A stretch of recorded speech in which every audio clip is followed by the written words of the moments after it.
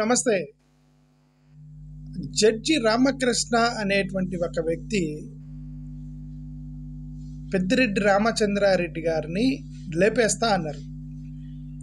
చంద్రబాబు నాయుడు గారు అంటే అట్లా అనలేదు, చంద్రబాబు నువ్వు అతన్ని అరెస్ట్ అనే చేయి, లేదంటే నేనే లేపేస్తా అన్నాడు. సరే, అతను లేపేసేంత కెపాసిటీ ఉందా? పెద్దిరెడ్డి రామచంద్రారెడ్డి గారు లాంటి పెద్ద ఆయనకున్న బలగానికి ఈయన లేపేసేంత ఆయనకి అంత కెపాసిటీ ఉందా అనేది ఆ తర్వాత సంగతి. దాని గురించి తర్వాత మాట్లాడదాం. కనీసం పెద్దిరెడ్డి రామచంద్రారెడ్డి గారి దగ్గర కూడా వెళ్ళగలడా లేడో ఇతను తెలియదు మనకి. ఓకే, ఎందుకంటే పెద్దిరెడ్డి రామచంద్రారెడ్డి గారు ఆయన పొలిటీషియన్, చుట్టుపక్కల 1000 మంది ఉంటారు జనాలు.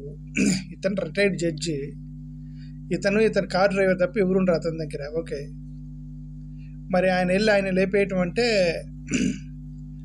అది మరి చేయగలరా లేదు మనకైతే తెలీదు. సరే, దాని విషయం తర్వాత పెడితే, ఈ section 503 of the Indian penal code, అంటే ఇప్పుడు భారతీయ న్యాయ సంహిత బిఎన్ఎస్ సెక్షన్ 503 ఇంటిమిడేషన్ ఏంటిదండి? What is that offence of criminal intimidation? ఒక వ్యక్తిని చంపేస్తానంటే అది క్రిమినల్ ఇంటిమిడేషన్ కాదు. అది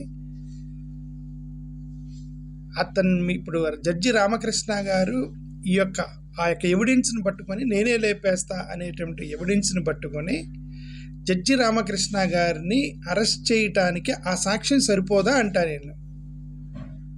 ఎందుకంటే ఒక వ్యక్తిని లేపేస్తా అని పబ్లిక్గా అన్నాడంటే మరి అది క్రిమినల్ ఇంటిమిడేషన్. ఇప్పుడు క్రిమినల్ ఇంటిమిడేషన్ అంటే threatening someone that I harm you, that I'll kill you, right?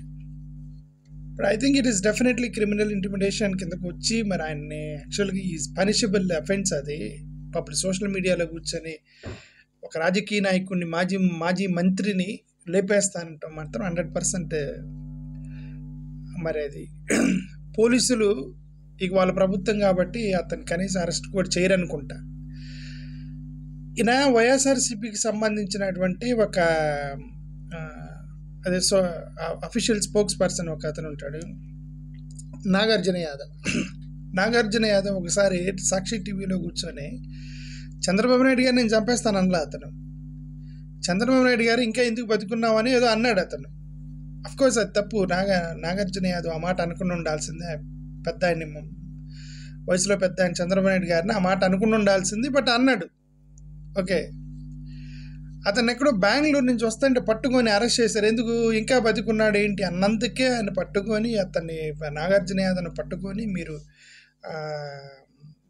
మధ్యలో వచ్చి అరెస్ట్ చేసి అతన్ని మీద కేసు పెట్టి అతన్ని హంటింగ్ చేశారు కదా నాగార్జున యాదవ్ని.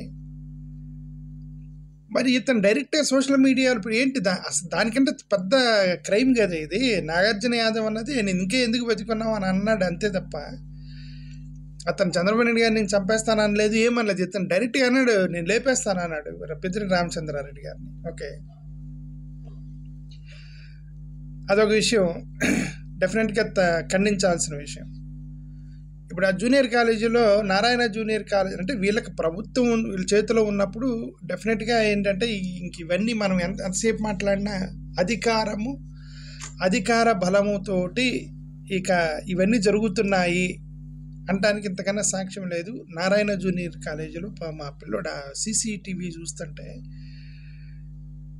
నాకు చాలా బాధ వేసింది. ఎందుకంటే నేను చాలా జాగ్రత్తగా అబ్జర్వ్ చేశాను. CCTVలో పిల్లోడు బయటికి వెళ్ళి దూకుతుంటే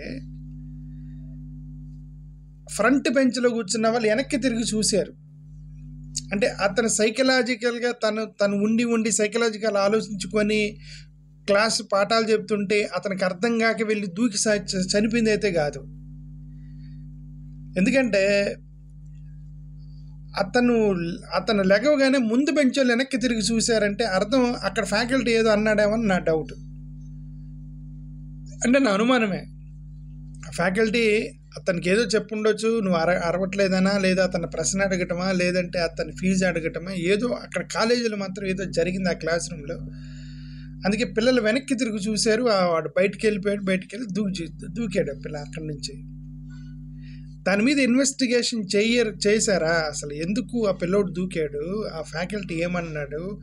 క్లాస్ జరుగుతూ ఉన్నప్పుడు సడన్గా పిల్లోడు లేచిపోయి ఎందుకు చనిపోతాడు?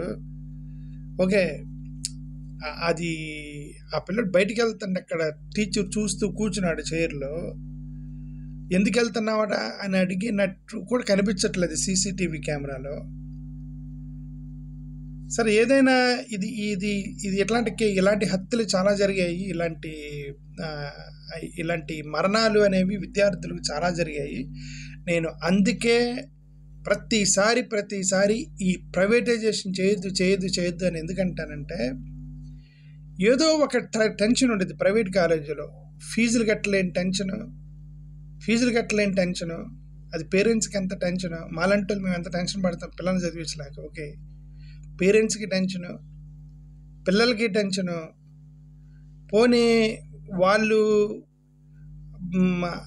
ఆ ఫ్యాకల్టీని కూడా ఏంటంటే క్వాలిఫైడ్ ఫ్యాకల్టీని తీసుకురారు. ప్రైవేట్ స్కూల్స్లో వచ్చిన సమస్య ఏంటంటే, గవర్నమెంట్ స్కూల్స్లోనేమో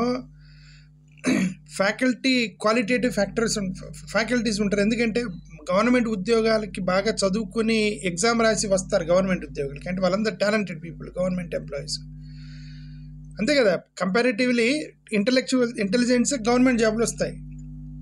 ఓకే, సో వాళ్ళు గవర్నమెంట్ సెక్టార్లో ఏంటంటే టీచర్లు ఏమో క్వాలిఫైడ్ ఉంటారు, టీచర్లు ఏమో తెలుగు వాళ్ళు ఉంటారు, స్టూడెంట్స్ క్యాజువాలిటీ ఉంటుంది. అటు చదువుకోకుండా తిరుగుతూ ఉంటారు స్టూడెంట్స్, ఏదో టైం పాస్ చేస్తూ ఉంటారు స్టూడెంట్స్. వెరాజ్ ప్రైవేట్ స్కూల్స్కి వెళ్తే ఏమవుతుందంటే, స్టూడెంట్స్ సీరియస్గా ఉన్నా సరే ఫ్యాకల్టీస్ నాన్ క్వాలిఫైడ్ ఉంటారు. కొంతమంది అంత క్వాలిఫైడ్గా ఉండరు. వాళ్ళు ఏం చేస్తారు, స్టూడెంట్ మీద ప్రెజర్ పెడతారు. నువ్వు ఈ హెవీ హోంవర్క్ ఇస్తారు, నువ్వు హోంవర్క్ చేసుకుంటారా, రేపు రా, అది అడుగు, ఆ ప్రశ్న అడుగు, ఆ హోంవర్క్ చెప్పి, ఆ ప్రాక్టికల్ చేయి, ఇది చేయి అని ఆ ప్రెజర్ మాత్రం స్టూడెంట్ మీద పెడతారు. అది సరిగా అర్థం కాక ఇలాంటి హత్యలు ఈ నారాయణ, శ్రీ చైతన్య లాంటి కాలేజీల్లో ఎక్కువగా సంవత్సరానికి అప్పుడప్పుడు మనకి వినిపిస్తూ ఉంటాయి. ఇది పిల్లోడు సూసైడ్ చేసుకున్నాడని హాస్టల్స్లో. అది ఫస్ట్ రీజన్. మీరు ఎందుకు why the students are committing suicide in the colleges అని అంటే, ఇంటర్మీడియట్ లెవెల్లో definitely either fees or they are unable to cope up with education. రెండు రీజన్స్. ఈ రెండిట్లో కూడా ప్రైవేట్ సెక్టార్లో దొబ్బుతున్నారు. కాబట్టి గవర్నమెంట్ సెక్టార్స్లోనే విద్యా సంస్థలు, కనీసం విద్యా సంస్థలు, హాస్పిటల్స్ అయినా సరే గవర్నమెంట్ చేతికి ఇవ్వద్దు అంటే, ఇక ఈ గవర్నమెంట్ వచ్చిన దగ్గర నుంచి గురి మొత్తం కూడా ప్రైవేట్ వాళ్ళకి ఇచ్చే దాని మీదే ఉన్నారు ఈ ఎన్డీఏ ప్రభుత్వం. చంద్రబాబు నాయుడు గారు వచ్చిన దగ్గర నుంచి పీపీపీ మోడల్ అంటున్నారు, కాలేజీలు పీపీపీ అంటున్నారు, హాస్పిటల్స్ పీపీపీ అంటున్నారు, మొత్తం పీపీపీ చేస్తున్నారు. ఒక్కడు చనిపోయాడు కదా మరి అంటారు. ఇప్పుడు ఒకటి చనిపోతే మీరు ప్రైవేట్ సెక్టార్ నాపుతారా అని అంటారు. ఇంతమందిని బతికించడానికి ఒకరిని చంపడం కంటే, ఓకే, ఆ ఒక్కడి ప్రాణం కూడా ఇంపార్టెంట్ అని అందరినీ బతికించడం ఇంపార్టెంట్ కదా నా ఉద్దేశం. Thank you.